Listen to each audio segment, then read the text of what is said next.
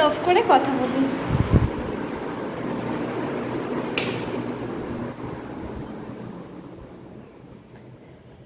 এখন বাজে 8:30। আমি 8টা থেকে এক্সারসাইজ করা স্টার্ট করেছিলাম, 8:30টায় শেষ করলাম।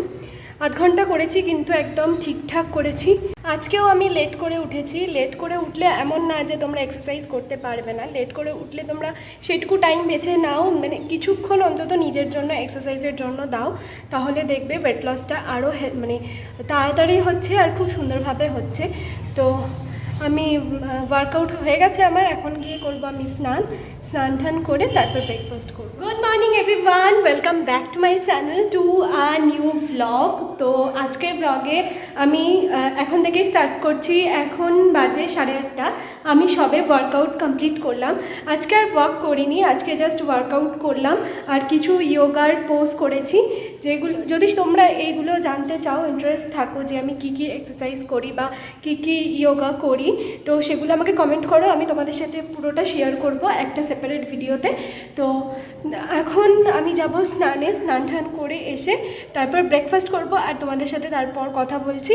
আমার প্রচণ্ড গরম লাগছে, প্রচণ্ড ঘাম হচ্ছে, তো চলো আমি আগে স্নানটা করে আসি। আমার স্নান কমপ্লিট, এবার আমি বানাবো ব্রেকফাস্ট। ফার্স্টে ভেবেছিলাম যেটা বানাবো সেটা কোনো কারণে হচ্ছে না, তো আমি অন্য একটা ব্রেকফাস্ট বানাবো, সেটা সবাই জানো যেটা, সেটাই তো আমি তোমাদের বানিয়ে এনে দেখাচ্ছি।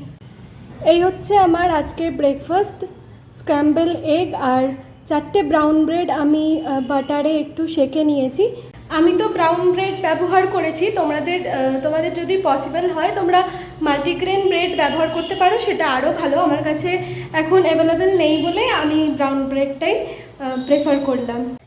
সকালবেলার দিকে আমার সেরকম কোনো কাজ থাকে না, আসলে রান্নাবান্নার দিকটা মাই দেখে, আর আমার যেটুকু যা কাজ থাকে সেগুলো ওপরেই থাকে, ওপরে পরিষ্কার রাখা, ঝাড়পোছ করা, সমস্ত কিছু আর যাবতীয় যা কাজ থাকে সেগুলো। আর মা যদি এনি টাইম কখনো বলে যে কোনো রান্না করতে, তখন আমি করি, বা আমার ধরো কোনো সময় ইচ্ছা হলো যে কোনো কিছু রান্না করি, তো তখন করি।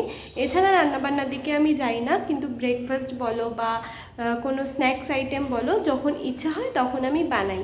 এখন যেহেতু আমি ডায়েটে আছি, তাই আর নতুন করে কিছু বানানো হচ্ছে না, না ব্রেকফাস্টে না সন্ধ্যাবেলার স্ন্যাক্সে। তো যেহেতু বানাচ্ছি না, সেহেতু তোমাদের সাথে শেয়ার করছি না। যখন আমার ডায়েট থেকে বেরিয়ে যখন আমি নর্মাল খাবার দাবার খেতে পারবো, তখন নানান রকম রেসিপি তোমাদের সাথে শেয়ার করব। তো এখন করছি আমি এডিট, এখন বাজে ওই 11:30। এডিটটা করে তারপর বেশ কিছু আমার অন্য কাজ আছে, যেগুলো সবে আমার MA কমপ্লিট হয়েছে, তো তার পরবর্তী যে স্টেপ সেইখানের কিছু কাজ আছে যেগুলো পরে তোমাদের সাথে শেয়ার করব। তো সেই জিনিসগুলো করব, তারপর তোমাদের সাথে দেখা হচ্ছে। আজকে বাড়িতে মা রান্না করছে চিলি চিকেন আর চিকেন পকোড়া, দুটোই হবে আলাদা আলাদাভাবে। তো মা টেস্ট করতে দিয়েছিল নুন ঝাল সব ঠিক আছে কিনা। বেরিয়েছিলাম সস আনতে, তার সাথে আমি কাসন্দিও এনেছি, আর মাকে আগে থেকে বলা ছিল কাসন্দি আনার কথা। তো মা কালকে এনেছে, আমি আবার আজকে এনেছি, তো এটা ফেরত দিতে যাচ্ছি। আমার দাদাদেরই দোকান, অসুবিধা হবে না। রাত্রিবেলা ডিনার করেছিলাম চিলি চিকেন আর একটা রুটি দিয়ে। চিলি চিকেনটা মা বাড়িতে বানিয়েছিল, আর এত সুন্দর বানিয়েছিল মনে হলো এটা দিয়ে। এছাড়াও ডায়েটের ডিটেলস আমি শর্টসে তোমাদের সাথে শেয়ার করছি। আজকে তো সেইভাবে আমি কিছু শেয়ার করতে পারলাম না, বাট এটুকু বলে দিই যে ওয়েট লস জার্নিতে তোমরা যখনই কোনো খাবার খাবে, সেটা চেষ্টা করবে যে একদম পেট ভরে না খাওয়ার, যাতে একটু খালি থাকে, মানে একটু খিদে থাকে সেরকমভাবে খাবার। আমি একটু উদাহরণ দিয়ে বোঝাই, যেখানে তোমরা 4টে বিস্কুট খাও, সেখানে তোমরা খাবে 2টো বিস্কুট, আর খুব ভালো হয় যদি তোমরা খাও 1টা বিস্কুট। তো না খেলে দেখো, খাবে এমন খাবার খাবে যাতে পুষ্টিটা তোমরা সমানভাবে পাবে, কিন্তু ফ্যাট জিনিসটা তোমাদের বেশি, মানে অতিরিক্ত খাবার আর কি খাবে না, যেটুকু না খেলেই নয় সেইটুকু। আর একটা কথা যে গরম জল খাওয়া যদি অভ্যাস করতে পারো, যে কোনো খাবার মানে ব্রেকফাস্ট বলো, লাঞ্চ বলো, ডিনার বলো, তারপরে যদি গরম জল খাওয়া অভ্যাস করতে পারো, তাহলে খুব ভালো, খুবই ভালো।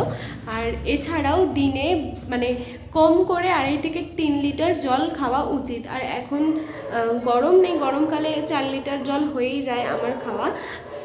দেখেছো আমি ক্যামেরায় কথা বলছি আর চিৎকার করছে, এটা মানে হয়ই, সবসময়ই হয়। দাঁড়াও, থেমে যাক।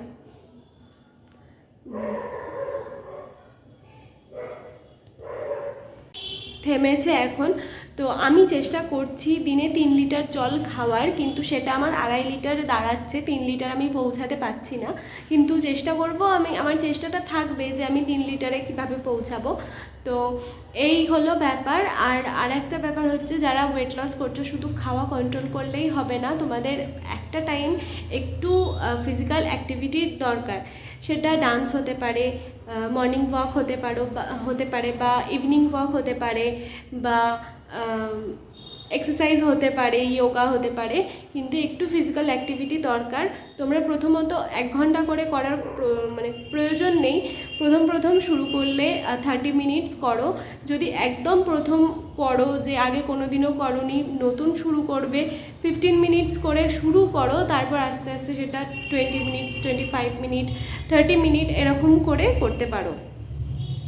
তো আমার যেহেতু অভ্যাস ছিল আগে মর্নিং ওয়াকের, এখন নয়, আমি কতদিন হচ্ছে যে সকালবেলা উঠতে পারছি না। কেন পারছি না আমি বুঝতে পারছি না। যে আগে আমি খুব ভালো সকালে উঠতে পারতাম, কারণ আমার এক্সামের টাইমে আমি ভোরবেলা উঠেই পড়াশোনা করতাম। সে 4টের সময়ও উঠেছি, আমি 3:30তেও উঠেছি, সেটা আমার অসুবিধা হতো না।